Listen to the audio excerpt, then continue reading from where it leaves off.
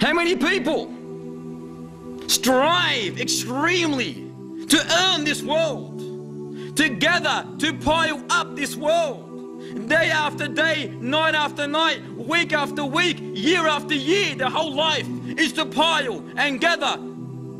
And then after they gathered what they want to gather, death takes them. And they enjoy nothing but a shroud and a piece of cotton. And your living bodies that you are carrying today will become a handful of bones underneath a pile of dirt. This is your reality. Draws near to mankind is their reckoning, is their destruction, yet they turn away in heedlessness. Are you waiting for the hour to confront you, to hit you, to smack you in the face? But its signs is already there. What are you waiting for? Are you waiting for the major sign to come and hit you? Because there's nothing left but the major signs. Are you waiting for the beast of the earth to come and slap your face or mark your face with the word mu'min or kafir?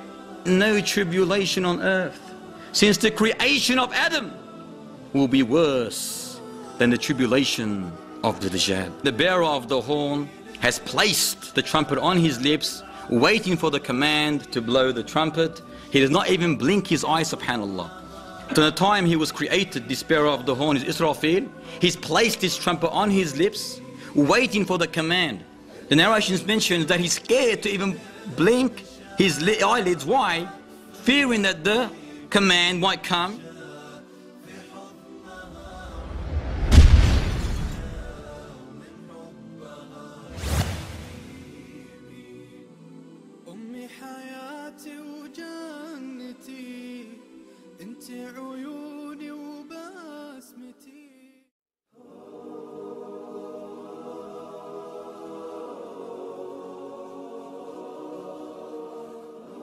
We praise the Almighty Lord for blessing us with this deen, the deen of Islam. We praise the Almighty Lord for blessing us with the two sources of Islam, the only two sources of Islam, the Quran and the Sunnah. Two sources full of knowledge and wisdom that shed light in our darkest hours. No other sources are required, are ever needed for all eternity, for they are indeed perfect, excellent and complete.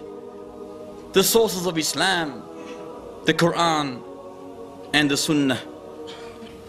When a Muslim understands the definition, the meaning of this, and he engraves it onto his heart, and he allows it to penetrate his soul, he will certainly, without any doubt,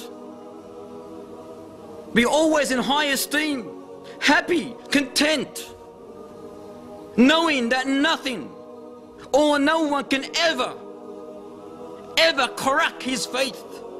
Listen to the saying of Ibn Taymiyyah, rahmatullah alayh, reported by Ibn Qayyim, his student, rahmatullah alayh. He said that Ibn Taymiyyah mentioned, what can my enemies do to me? In my breast is both my heaven and my garden. If I travel, they travel with me, and they never ever leave me. Imprisonment for me, it is no other than a religious retreat, to be slain by my enemies. For me, it is no other than shahada, martyrdom in the sake of the Almighty Lord. To be banished, exiled, thrown out of my land is no other than a spiritual journey, siyaha. What a beautiful saying. If we understood this meaning, nothing can ever bother you in this world. No human can scare you. Nothing can ever affect you in this life, because you know that Islam is the only way for you in this life.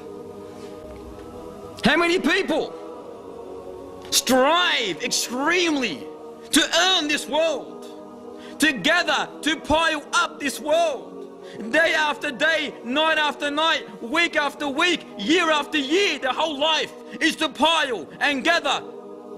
And then after they gathered what they want to gather, death takes them and they enjoy nothing. Many are those who saw the beginning of day yet did not see the end of it. Many are those who expected morning but did not live to see it. If only you had known your appointed time, you would wallahi have detested for worldly materials. Brothers and sisters, what are we? Who are we? We are nothing but flesh and bones. We are nothing but servants, slaves of the Almighty Lord, of Allah Ta'ala, the one who gave us this life, in order to utilize this life not the way me or you want. No, we are slaves of the one that gave us this ability, who lent us this body that we are carrying in order to utilize it in the way and only way He is pleased with. The day will come when your bones will be bared of its flesh. There will be no more flesh on it. And your living bodies that you are carrying today will become a handful of bones underneath a pile of dirt. This is your reality.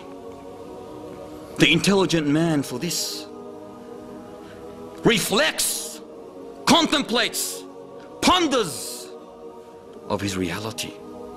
He knows that his time is passing away. Every second that goes is gone. But it will be registered in your record, either for or against you. Our time is melting away, just like a block or cube of ice. But the intelligent man knows and believes that his real success, his only salvation, is to do all the acts that will remove him from the severe punishment of hellfire and thus admit him into eternal bliss of paradise. Isn't this what we want? Isn't this what we're striving for? Only Allah Ta'ala knows our time, dear brothers and sisters. Only the Almighty Lord knows when the hour will come.